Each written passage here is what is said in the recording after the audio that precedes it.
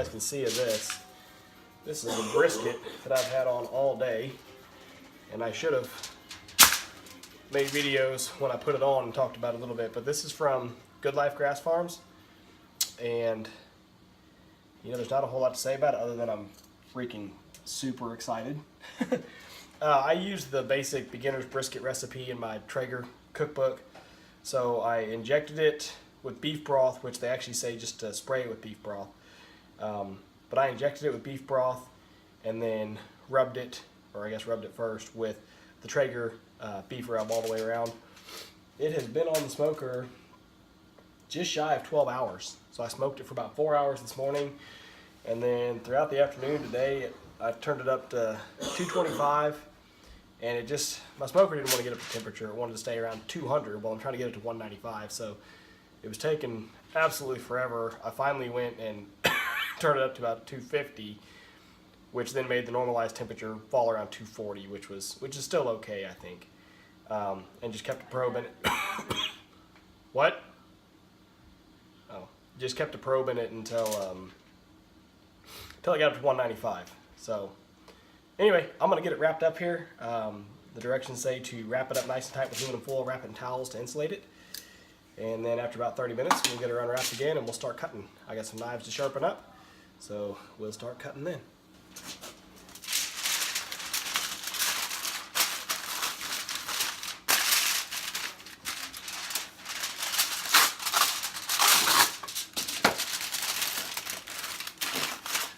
Shoot, that barely overlapped, didn't it?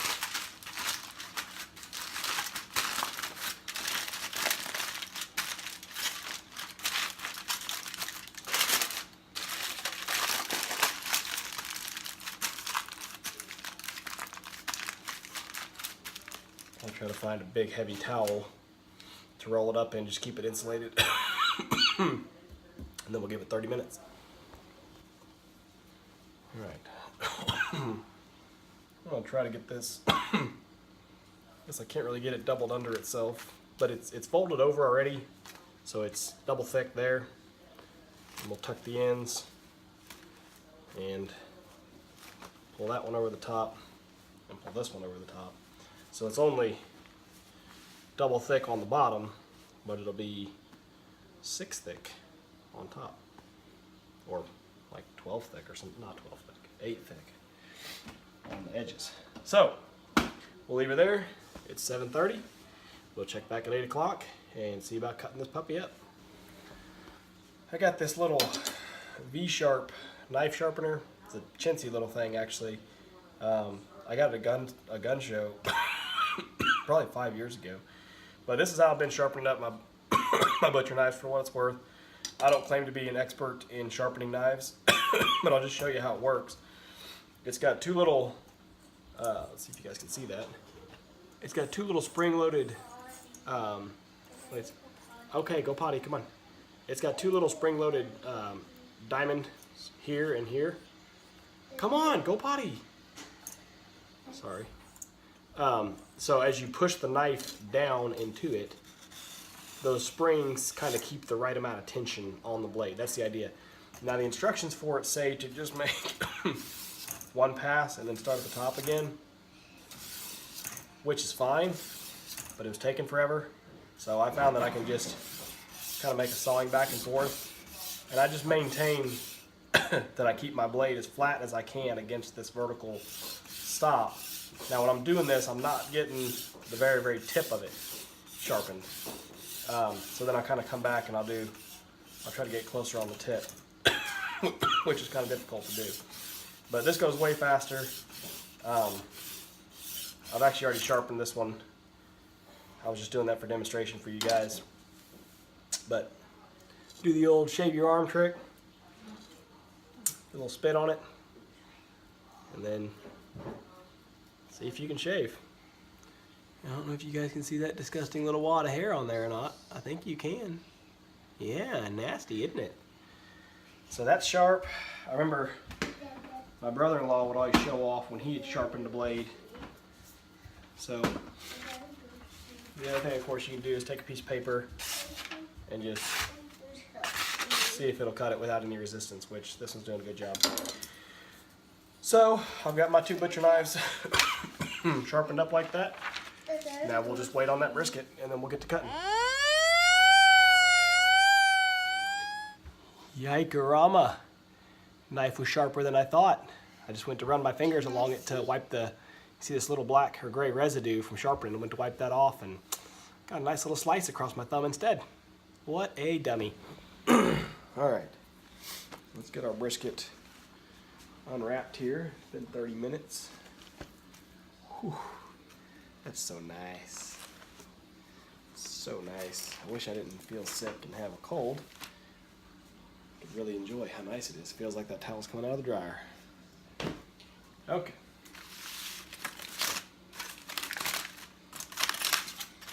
I suppose it's going to look any different than it did a minute ago, or 30 minutes ago.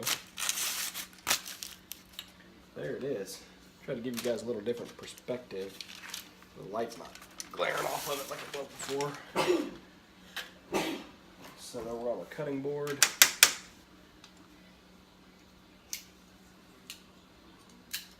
Go ahead and capture all those lovely juices right back on it. Actually, let's set those over on the stove for now.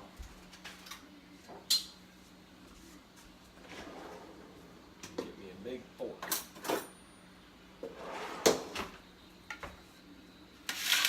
Well, I was trying to check where the grain was at when I put it on the smoker, and I wasn't doing very well. So let's just see what we find here.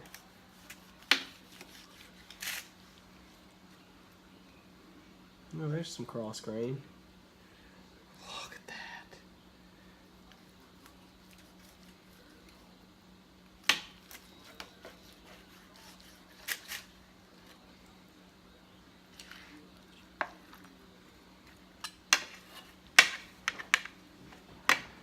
Look at that smoke ring. Come on. Come on. I can't even taste it. It's delicious. That's how you get made fun of when you make your videos, because of your hick accent.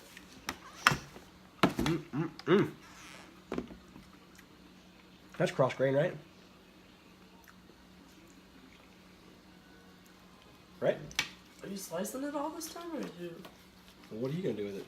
I don't know, but I'm looking for a burnt end. No, this light. No. No, here, look. There's no fat on this piece. That's the piece I was just gnawing on. That's the piece I just bit off of. I know what you're doing. Yeah. Cute. You always try to count them. That's pretty good, huh? I think so. Not as much smoke ring on it there in the main of it. But let me get one of these pieces from the middle. The fat's cooked down really, really well. Still a lot of fat on it, which is fine. Adds to the juicy flavor. Oh my God. Tender. Amazingly tender. The flavor's not all there. Which again, I didn't do a whole lot with the injection, just the beef broth. So it's kind of like roast beef. And again, I can't taste very much. Right, actually, I got a stuffed up nose and cold and all sorts of other nasties going on. Oh my God. The texture is amazing.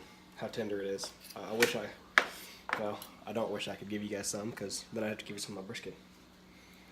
This is so good. I made a brisket early on when I first had my Traeger, and I messed it up so bad. I basically mixed up a brine for a whole brisket and then injected it all into a half a brisket. So it was just some nasty, salty garbage. Couldn't hardly choke it down. Ended up throwing most of it away, I think. It's funny that the pieces aren't wanting to stay together. Like it's wanting to... See, they keep wanting to break along that fat joint in the middle. I'm not sure if I'm doing something wrong, and again, I never said I'm a professional brisket cook or cutter. I wonder if I'm a little off the grain. We'll cross a corner here and see how that looks. Oh yeah, That's a much better cross grain there. Okay, so let's try this. I was a little offline, I think. Let's see how this cuts. See if it'll maybe hold together a little better. That's a different part, but yeah, that's good right there as far as being the cross grain that you want. So, and I know I watched another guy's video. He said he always did that from the start before he even cooked it. He would identify which way the grain was going, and he would lop that corner.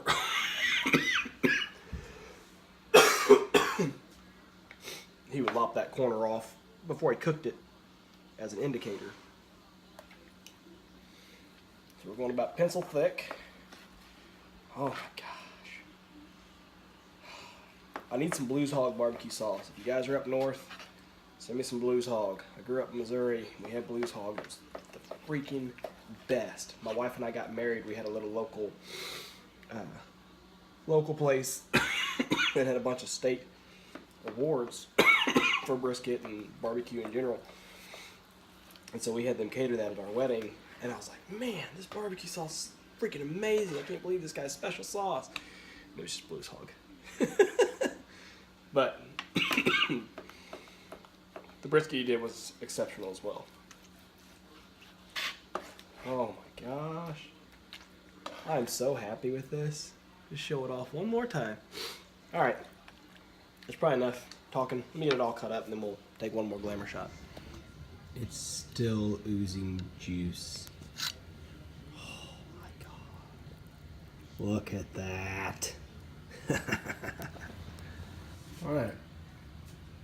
Got it all sliced up there. Man, that smoke ring is just something else. The camera really picks it up better than I can see with my own eyes, but that's amazing. Yeah, like I said, the flavor could use some work. It's not not bad by any means. I just don't really like, you know, that plain old kind of roast beef flavor. So I'll have to work on my injection because I don't really think I taste any of the Traeger beef rub, to be honest with you. So I'll have to work on the injection, get a little more flavor on the inside. But right down here at the end, I kind of got offline, I guess. My grain seemed to change direction, so I ended up with these little goofy quarter pieces or whatever. But got a good pile of good long, you know, the good classic long pieces of brisket, the presentation style. So I think for tonight, I'm just going to get it all put up in bowls and pans, and we'll get a lot of it packaged up and frozen for future meals tomorrow.